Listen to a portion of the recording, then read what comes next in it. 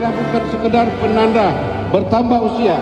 Lebih dari itu, ini adalah momentum untuk mengenang sejarah perjuangan, mengevaluasi langkah yang telah kita tempuh, dan merumuskan harapan yang akan kita perjuangkan bersama.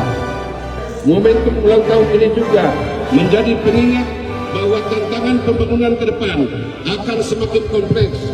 Perubahan ekonomi global, perkembangan teknologi, perubahan iklim, hingga tuntutan pelayanan publik yang semakin tinggi mengharuskan kita untuk terus beradaptasi dan